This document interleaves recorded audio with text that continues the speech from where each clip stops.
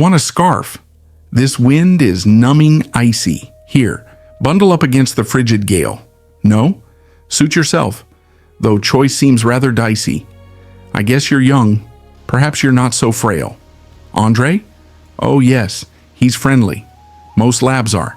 Care to join us and saunter about a spell? We're wandering around the creek not far. This breeze reminds me about my darling Belle. I always tell the tale of meat and same. It was all my dog's fault. I'm not to blame. I'd been quite happy single, living lone. It was Andre's idea to find a bride.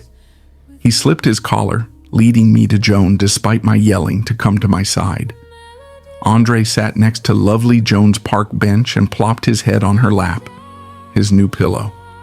I'm sorry, said I. Please excuse my French.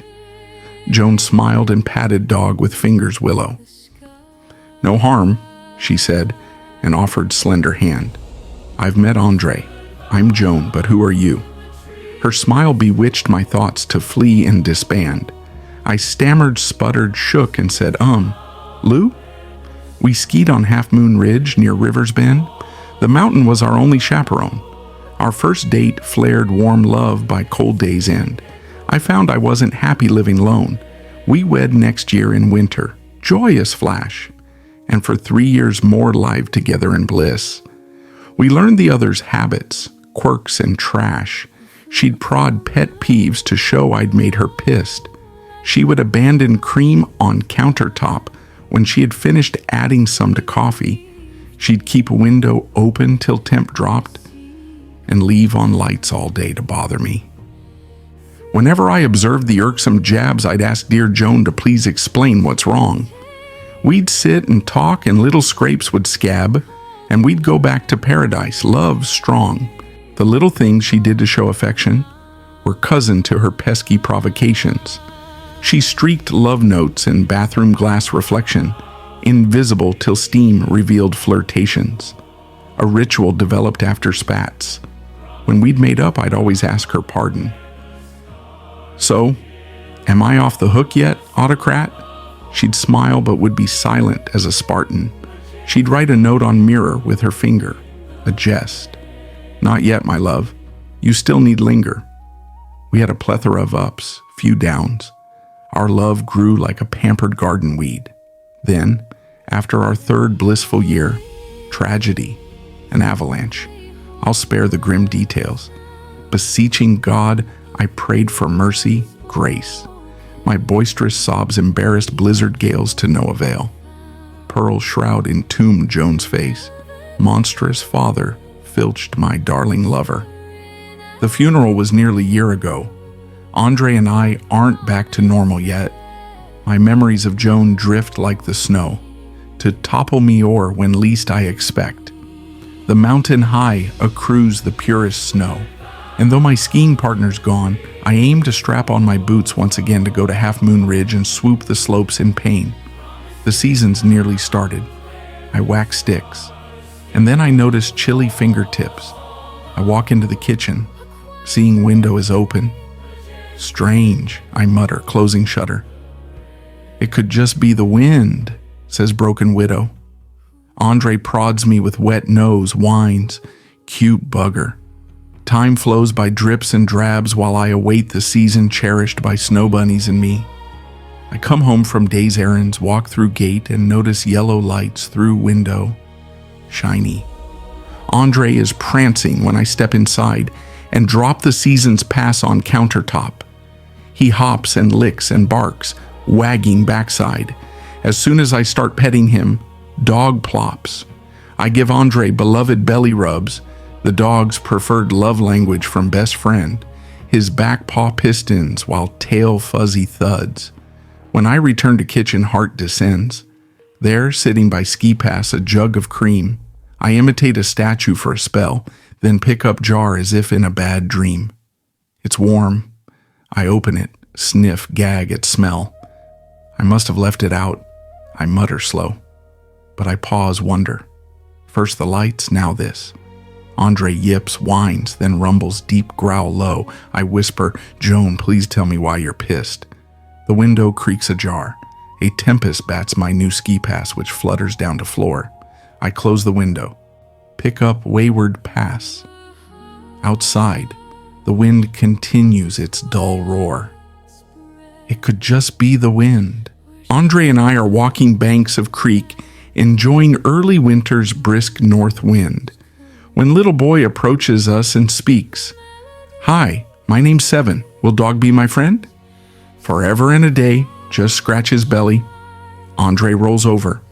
7 pets and titters. I see the boy is missing fingers 3. A cruel moniker. Kids are mean critters. "Hey, Seven," hails from across the icy park. I see the lad's small chums are balling snow. Young Seven shrieks and runs. Andre bolts, barks. The snowball fight continues till dogs slow.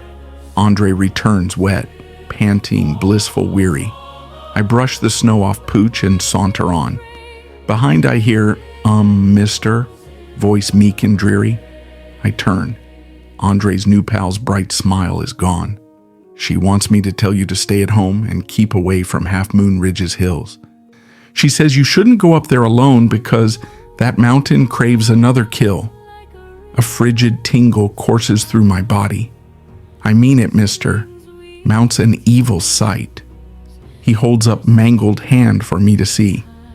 It took my fingers last year with frostbite. My stomach clenches tight, my cheeks burn and glow. The avalanche? He nods. It killed my bride. He looks at ground and quietly says, "I know. Since awful night, I see the dead topside." Then Seven runs to friends. While walking home, I think about my Joan and how I'll never, ever be all right. If Seven sees her, why not me? I moan. I then begin devising plan for flight. When we get home, the lights are all lit bright and windows open wide, which I mend. The cream is out again, a wasteful sight. I wipe a tear. It can't just be the wind. The note on bathroom mirror shows in steam as if 'twas written by a slender finger while I was in the shower getting clean. It reads, "Not yet, my love. You still need linger." I trace the letters with my finger wide. I imagine I'm touching Joan's thin tips. Bereavement's ceaseless, Joan. I can't. I've tried. My finger squeaks while condensation drips. I dry and dress and set the kettle to boil. Wind bows the boughs and buffets window panes. The windows yield allowing tempest to roil. When closing, I spot dust upon restraints. I can't recall securing latches prior, but what of that?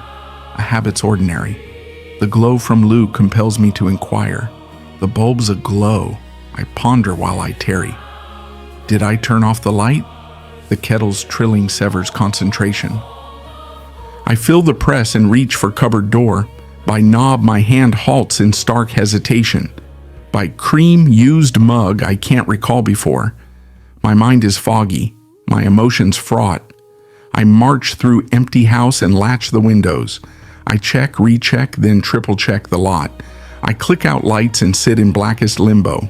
Well, Joan, consider this your invitation. If you are haunting me, I need a sign. I'll sit here waiting for your confirmation. In gloomy silence, I dissolve in time. The rising sunlight flecks the glitter snow. My love has yet to answer, question asked. Perhaps my presence hinders spirit's flow. Perhaps my jumbled mind cannot remember tasks. Please, Joan, I pray, through mystical veil reach. I'll leap if there's a ledge for me to land. Though suicide's a sin or so priests preach. My fingers ache to clasp your willow hand. The lights remain dark, windows stay closed tight. My lover can't or won't defy laws nature wrote.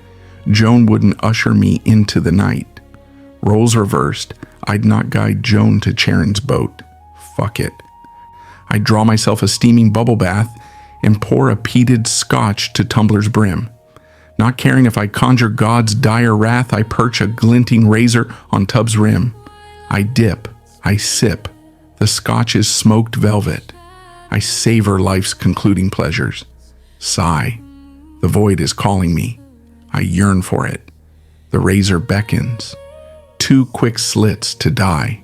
I reach for blade and look at foggy mirror. It reads, "Not yet, my love. You still need linger." No, I've decided. Mine's never been clearer. I sob at letters written by Joan's finger. I clasp inviting razor. Andre's paw scrapes at door. He whines insistent. Then loyal friend laments a haunting howl. I can't ignore him. He's too damn persistent. I get out of the tub and wrap in towel. I always tell the tale of living same. It was all my dog's fault. I'm not to blame.